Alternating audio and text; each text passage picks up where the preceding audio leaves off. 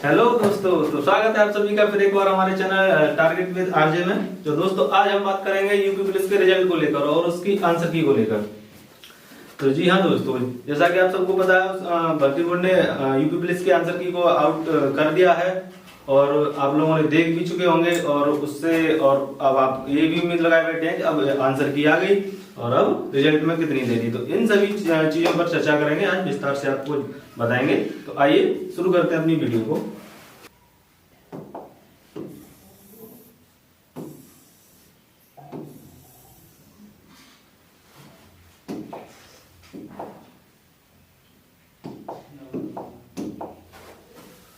तो दोस्तों आपको पता है कि इससे पिछली वीडियो में मैंने आप लोगों को बताया था कि दीपावली से पहले भर्ती बोर्ड है वो आपके आंसर की रिलीज कर देगा और जैसा कि हमने बताया था सेम टू सेम वैसा ही हुआ और भर्ती बोर्ड ने जो वो है आंसर की को रिलीज कर दिया है। अब बारी है उसके रिजल्ट की, जो कि बहुत ही जल्दी आपके सामने आने वाला है और आपका इंतजार बिल्कुल खत्म होने वाला है। तो आइए देखते हैं आंसर की के बारे में। पहले पता करते हैं कि बोर्ड ने जो बच्चों ने जो आपत्तियां लगाई थी उसमें भर्ती बोर्ड ने सभी को माना है और जो क्वेश्चंस गलत थे उनको गलत माना है और जो जिन क्वेश्चंस के एक से अधिक क्वेश्चंस आंसर सही थे उनको भी माना है। तो बोर्ड ने किसी भी चीज के लिए मना नहीं किया। भर्ती बोर्ड ने सभी चीजों को आपके अकॉर्डिंग मान लिया है। तो देखते हैं कि आंसर की आउट हो चुकी है। अब हम जानेंगे कि आंसर की के बारे में कि कौन सी शिफ्ट में कितने प्रश्न गलत और कितने प्रश्न गलत और कितने प्रश्नों के मल्टीपल आंसर है। यानी कि भर्ती बोर्ड ने कौन सी शिफ्ट में कितने क्वेश्चंस को गलत माना है और कितने क्वेश्चंस के एक से अधिक उत्तर हैं उनको भी माना है। तो आज जानते हैं, शिफ्ट वाइज देखते हैं कि कितने क्वेश्चन मैंने बना रखा है यहाँ पे चार्ट।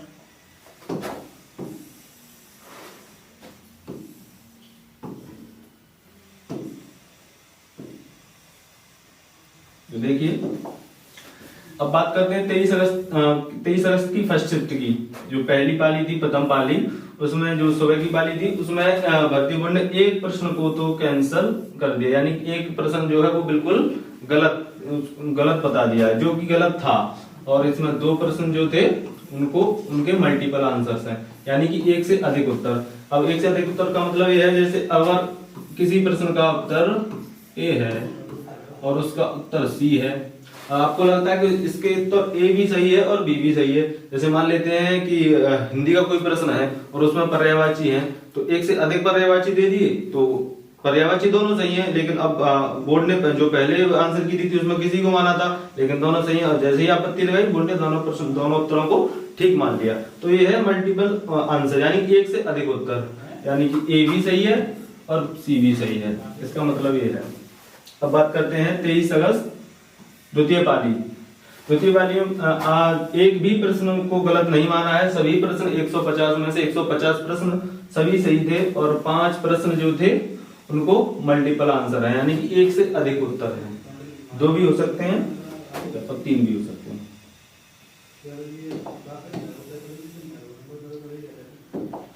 अब देखते हैं 24 अगस्त की प्रथम पाली।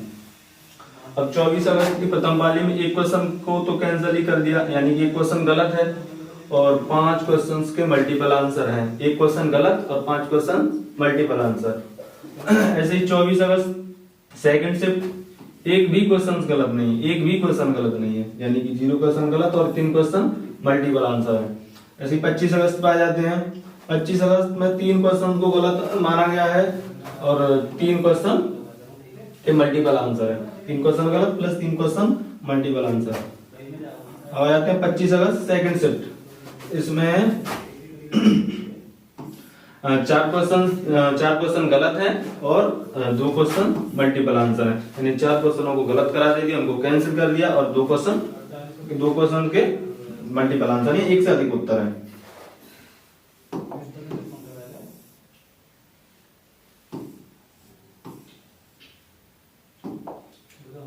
अब देखते हैं 30 अगस्त प्रथम पाली, एक क्वेश्चन गलत और 2 क्वेश्चन के एक से अधिक उत्तर, यानी मल्टीपल आंसर। इसमें कहां चला गया ये?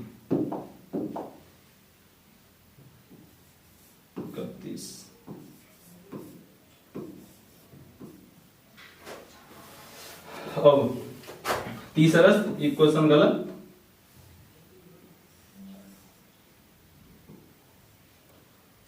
और दो क्वेश्चन मल्टीपल आंसर। ऐसे ही 30 अगस्त सेकंड शिफ्ट, इसमें सबको पता है सबसे ज्यादा गलत क्वेश्चन आए थे, यानी कि जब बता रहे थे 5 क्वेश्चन गलत है, लेकिन इसमें बोर्ड ने 6 प्रश्नों को गलत माना है और 2 प्रश्न इसमें 2 प्रश्नों के मल्टीपल आंसर हैं, यानी कि इसमें जो 5 बता रहे थे उसमें एक और एक्स्ट्रा मिल गया, यानी कि टोटली प्रश्न जो थे वो 6 गलत थे और 2 प्रश्न जो इनके उत्तर मल्टीपल थे। ठीक है, अब देखते हैं 31 अगस्त की फर्स्ट पाली यानी प्रथम पाली, 2 क्वेश्चन गलत थे इसमें और 2 क्वेश्चन इसमें 4 क्वेश्चन थे, यानी 2 गलत और 2 मल्टीपल आंसर। अब ऐसे ही दोस्तों ऐसे ही 31 अगस्त, इसमें सबसे ज्यादा प्रश्नों की संख्या गलत पाई गई है 31 अगस्त की द्वितीय पाली में। इसमें प्रश्नों की संख्या गलत है 7 क्वेश्चन इसमें गलत है, प्लस 2 क्वेश्चन, इन 2 क्वेश्चनों के मल्टीपल आंसर है। तो ऐसे ही सभी शिफ्टों में, तो इसी वजह से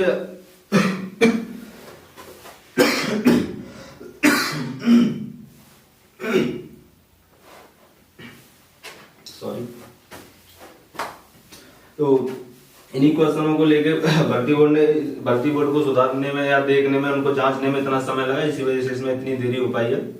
दोस्तों इसका रिजल्ट जो है वो बहुत ही जल्द आने वाला है, और अब बहुत सारे बच्चों के पिछली जो आंसर की थी उससे स्कोर कम भी हो गया और बहुत सारे बच्चों का बढ़ भी गया है, तो किसी को नुकसान और किसी को फायदा, लेकिन इससे ज्यादा कोई फर्क पड़ा नहीं है। वैसे हालांकि 2 से 4 नंबर का ही फर्क पड़ा है जो बच्चों से पता चला है।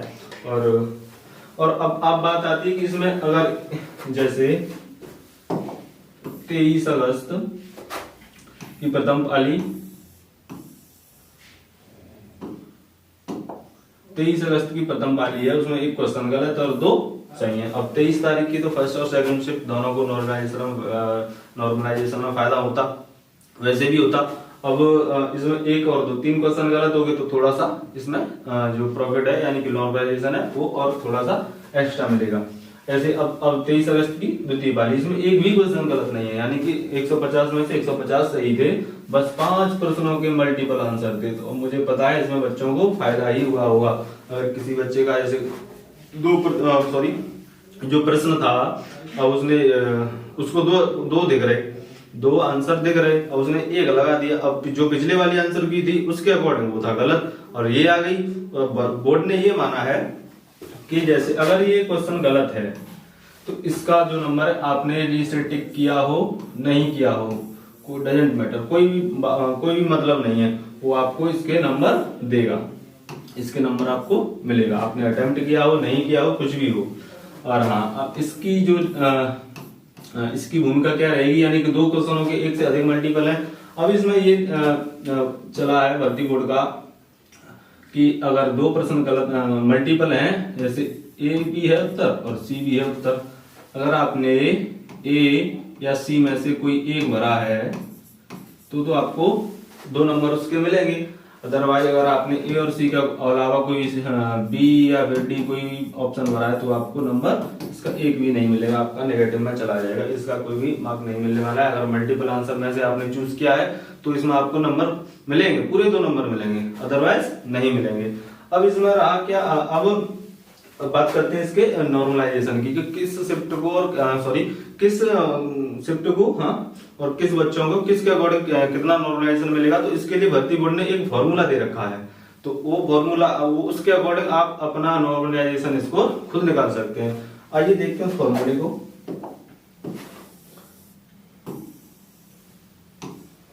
मैं बताता हूं आपको फॉर्मूला क्या है, कि देखिए यानी कि राइट आंसर यानी कि आपने कितने जो अटेम्प्ट क्वेश्चन किए हैं उसमें सही कितने हैं, नेगेटिव को काट के, जैसे सपोज कीजिए आपने 110 प्रश्न सही किए और आपने 10 प्रश्न गलत कर दिए, तो आपके जो क्वेश्चन थे वो 10 थे और 10 गलत। अब 10 गलत का आपका कितना जाएगा, इसका जाएगा 2.5 यानी कि 5 नंबर।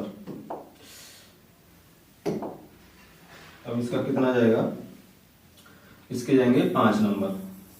10 आपने 20 मान लो आप, सीधा सीधा कैलकुलेशन। अब 20 आपने गलत कर दिए। अब 20 की जो नेगेटिव है वो कितनी आएगी, 5%। अब 110 आपके राइट थे, अब 110 में से 5 गए तो अब बचे कितने, 105। अब ये बचे आपके right question, sorry right answer. इस जगह पे राइट आंसर वाली संख्या को लिखेंगे। अब यहाँ पे है टोटल मार्क्स, यानी कि इनटू किया जाएगा टोटल मार्क्स, यानी कि 300, 150 है, यानी कि एक क्वेश्चन दो अंक का तो 150 प्रश्न 300 के।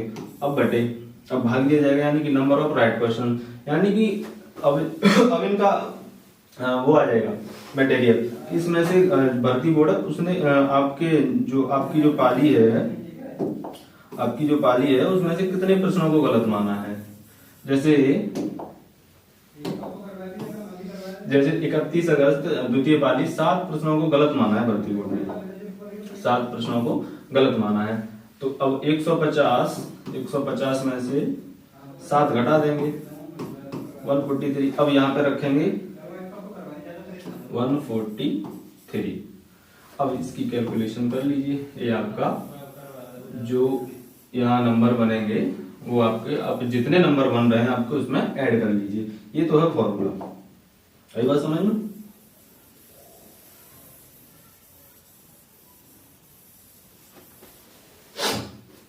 ये तो है फॉर्मूला। तो इसी प्रकार से आप यहाँ चेक कर सकते हैं। ये राइट आंसर, टोटल मार्क्स और नंबर ऑफ क्वेश्चंस। अब बात करते हैं कि इसकी कट ऑफ की, या यानी कि अब इसकी फाइनल आंसर की आने के बाद इसकी कट ऑफ कितनी रहने वाली है। तो मैंने कट ऑफ की वीडियो आपने पहले कुछ दिनों पहले बनाई थी और वो इस चैनल पर डली हुई, आप उसे देख सकते हैं। अब ये भी कट ऑफ, उससे मुझे लगता है कि जितनी कट ऑफ मैंने बताई है वो मेरे अकॉर्डिंग या मेरे सूत्रों के मुताबिक जो भी है वो एकदम एक्यूरेट है। उससे अगर उस कट ऑफ के आसपास भी किसी बच्चे के मार्क्स आ रहे हैं तो वो फिजिकल की तैयारी शुरू कर दे, क्योंकि इसका रिजल्ट बहुत जल्द आने वाला और बिल्कुल भी समय नहीं मिलने वाला है आपको रनिंग के लिए। अगर आपको ये वहम हो रहा हो कि रनिंग में थोड़ा ज्यादा टाइम मिलेगा या उसके बाद एक या 1.5 महीना मिलेगा, तो ऐसा बिल्कुल नहीं है। इसकी डीवी के साथ ही मुझे लगता है इसका फिजिकल कराया जाएगा, क्योंकि इसी 2024 में ही इसकी जिसका फाइनल रिजल्ट देने की तैयारी में है भर्ती बोर्ड। और मुझे लगता है कि जनवरी तक इसका फाइनल रिजल्ट आना ही आना है। तो इस वजह से मैं एक चीज पर और चर्चा कर लेते हैं, इसकी कट ऑफ कम क्यों रहेगी और क्या इसका रहने वाला है। ये थोड़े से आंकड़ों के बारे में बात करते हैं। जैसा आप सभी को पता है, यानी कि टोटल जो फॉर्म जो थे, फॉर्म कितने भरे गए थे, फॉर्म भरे गए थे 50 लाख से अधिक।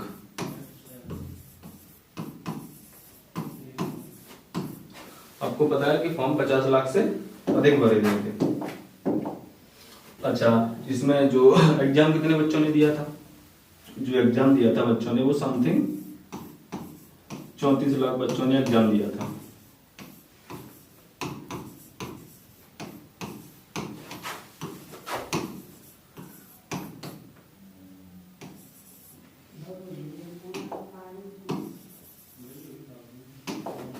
इसमें 34 लाख बच्चों ने एग्जाम दिया था। अब बात आती किसकी, कि अब अगर 34 लाख बच्चों ने 50 लाख से अधिक फॉर्म भरे गए, तो अब इसमें आपकी जो वैकेंसी है वो है 60,244।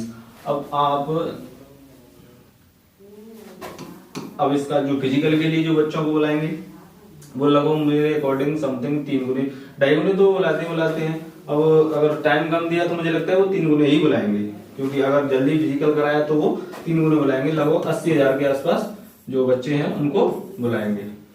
अब इसमें जो है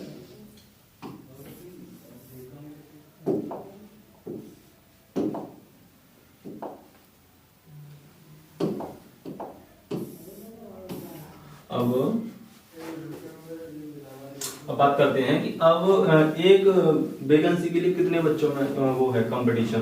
तो कंपटीशन मेरे अकॉर्डिंग इसमें लगभग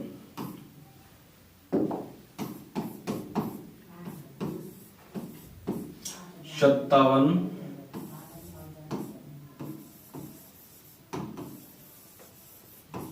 कैंडिडेट्स हैं पर सीट, यानी एक सीट के लिए 57 बच्चे लड़ाई लड़ रहे हैं। ये फिजिकल के लिए बुलाए जाएंगे। एक सीट पर 57 बच्चों में से किसी एक बच्चे का सिलेक्शन होगा फिजिकल के लिए। अब इससे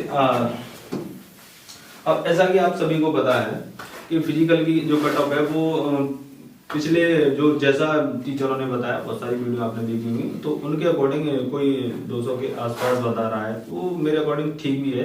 कहीं अगर कोई भी 200 प्लस कट ऑफ बताता, आपको निश्चिंत रहिए, आपको बिल्कुल भी विश्वास करने की जरूरत नहीं है, क्योंकि 200 से अधिक कट ऑफ फिजिकल के लिए बिल्कुल भी नहीं जा सकती। मैं मान सकता हूँ फाइनल की कट ऑफ 200 के आसपास रहने वाली है, 200 प्लस भी जा सकती है, लेकिन जो फिजिकल की कट ऑफ है वो बिल्कुल भी 200 से ऊपर नहीं जाएगी, वो 200 से डाउन ही रहने वाली है। कोई किसी भी कैटेगरी से हो, जैसे अगर कोई जनरल कैटेगरी से है, उसके अगर 190-95 तक नंबर है, तो आराम से फिजिकल की तैयारी करे, क्योंकि फिजिकल में बिल्कुल समय नहीं मिलेगा, और फिजिकल में समय नहीं मिलेगा तो फिजिकल में बहुत सारे बच्चे फेल होंगे, जाहिर सी बात है, और तो फेल होंगे तो फिर अब अधिक बच्चों की आवश्यकता पड़ेगी, तो बेमेरिट एक मेरिट ना बढ़ने का ये बहुत बड़ा नतीजा हो सकता है। हाँ तो दोस्तों, अब बात करने वाले हैं इसके रिजल्ट की, कि रिजल्ट इसका कितने दिनों में आने वाला है। जैसा कि मैंने आपको बताया कि इसका रिजल्ट कुछ ही दिनों में आपके सामने आने वाला है, लेकिन मैं आपको फिर से बता दूं कि इसका जो रिजल्ट है वो मैंने पिछली वीडियो में बताया, और अब भी मेरी वही डेट रहेगी। इसका जो रिजल्ट है वो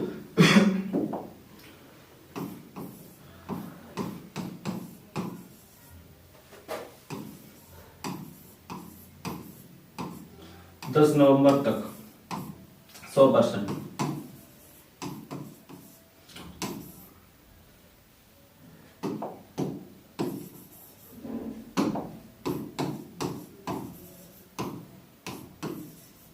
आ जाएगा,